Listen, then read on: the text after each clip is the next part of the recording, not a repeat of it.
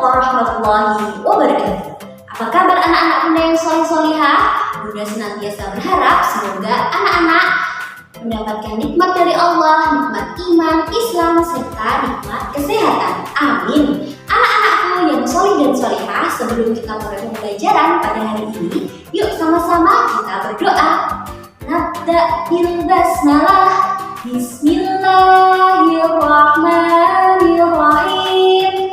Amin. Anak-anakku yang solih dan solihah, seperti biasa nih, sebelum kita mulai belajar, Bunda tampilkan materinya. Bunda ingin mengajak anak-anak untuk bernyanyi supaya lebih semangat dalam belajar. Ya, 1, 2, 3. Mari kita belajar kisah Nabi. Mari kita belajar kisah Nabi. Yang pertama Nabi Yunus, yang kedua Nabi Zakaria. Ayo kita belajar bersama. Hari ini kita akan belajar tentang kisah Nabi Yunus dan Nabi Zakaria alaihissalam. Yuk kita simak bersama-sama materinya.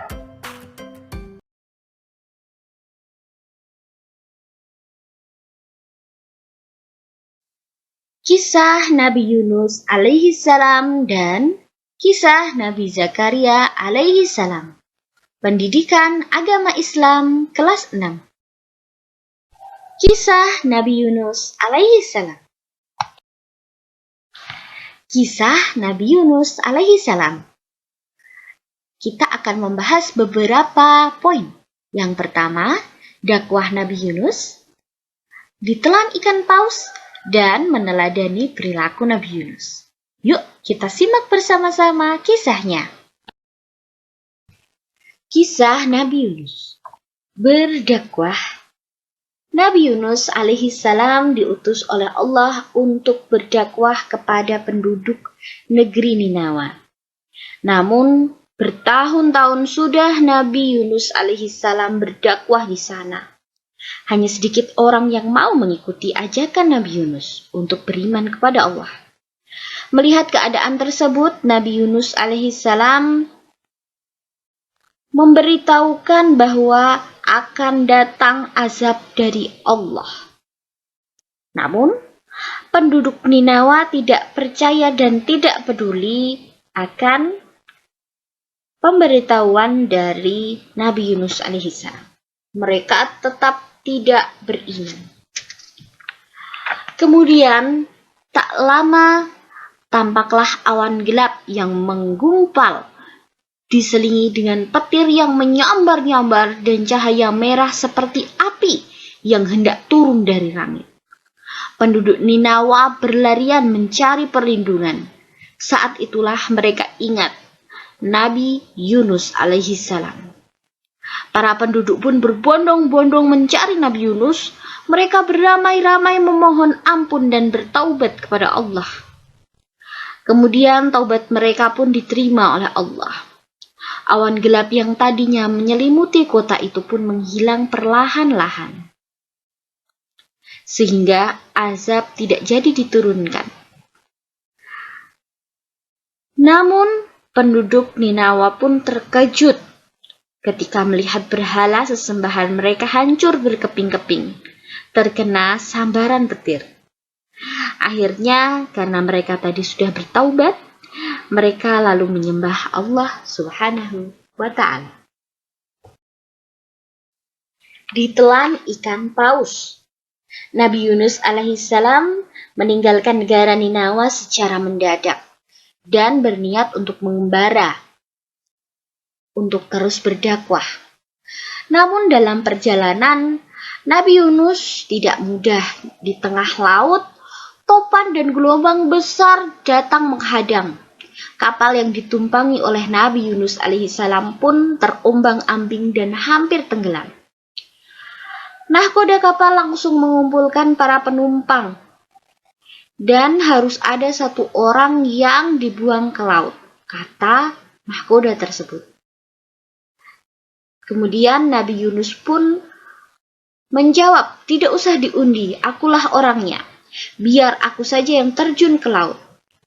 Namun, semua orang tidak percaya dengan ucapan Nabi Yunus. Setelah diundi beberapa kali, nama Yunuslah yang selalu keluar. Akhirnya Nabi Yunus alaihissalam pun menenggelamkan diri ke laut. Dan saat itulah muncul mulut hewan raksasa yang menangkap dirinya, yakni seekor ikan paus yang besar yang diutus oleh Allah menelan Nabi Yunus. Ikan itu diperintahkan agar tidak memakan daging dan meremukkan tulang Yunus. Namun, Allah hanya ingin perut ikan paus itu sebagai penjara untuk Nabi Yunus alaihissalam. Ikan paus itu membawa Nabi Yunus ke berbagai lautan, hingga sampai di dasar laut yang sangat dalam. Di sana, Nabi Yunus terus berdoa, memohon ampun kepada Allah atas kekhilafannya. Dan Allah pun memaafkan kesalahan dari Nabi Yunus alaihissalam. Dan perintah itu pun, dengan perintah Allah, ikan paus besar yang menelan Nabi Yunus perlahan-lahan berenang ke tepi laut dan memuntahkan tubuh Nabi Yunus yang sakit dan lemas ke daratan. Lalu Allah menumbuhkan sebatang pohon dari jenis labu yang melindunginya dari terik matahari sampai keadaan tubuhnya membaik. Kemudian Nabi Yunus alaihissalam kembali lagi ke negeri Ninawa untuk berdakwah. Dari kisah Nabi Yunus alaihissalam, kita bisa berusaha meneladani perilaku terpuji dari Nabi Yunus. Di antara perilaku terpuji yang bisa kita teladani, yakni yang pertama, segera mengingat Allah dengan cara bertaubat ketika melakukan dosa atau kesalahan dan tidak akan mengulanginya kembali. Yang kedua, membiasakan diri untuk selalu berdoa dimanapun dan kapanpun, karena Allah lah tempat meminta dan tempat memohon. Dan selanjutnya, selalu bersyukur atas segala nikmat yang diberikan Allah kepada kita. Selanjutnya, kita akan belajar kisah Nabi Zakaria alaihissalam. Yuk, kita simak bersama-sama. Beberapa poin yang akan kita pelajari dari kisah Nabi Zakaria alaihissalam yaitu, yang pertama, Nabi Zakaria alaihissalam mengasuh Maryam binti Imran. Yang kedua, kesabaran yang berbuah manis. Dan yang ketiga, meneladani perilaku Nabi Zakaria alaihissalam. Nabi Zakaria alaihissalam mengasuh Maryam binti Imran dan kesabaran yang berbuah manis. Nabi Zakaria memiliki seorang istri bernama Isya, saudara perempuan Hannah. Selama bertahun-tahun menikah, Nabi Zakaria dan Isya belum juga dikaruniai anak. Hannah dan suaminya pun belum juga dikaruniai seorang anak. Mereka tidak putus-putusnya bertawakal kepada Allah. Dalam doanya, Imran dan Hannah bernazar bahwa jika Allah mengabulkan doa mereka, maka anak yang dilahirkan akan diabdikan sepenuhnya untuk Baitul Maqdis. Allah mendengar doa Imran. Doa mereka pun dikabulkan, dan lahirlah seorang bayi perempuan yang diberi nama Maryam binti Imran. Sebenarnya, Nabi Zakaria memasuki gerbang pernikahan selalu menambahkan kehadiran seorang anak. Namun sampai usia senja, Nabi Zakaria dan juga istrinya yakni Isya belum juga dikaruniai seorang anak. Namun Nabi Zakaria dan Isya tidak pernah putus asa untuk meminta dan berdoa kepada Allah. Sampai suatu ketika, walau usia Nabi Zakaria dan Isya sudah tidak muda lagi, Allah memberikan seorang anak,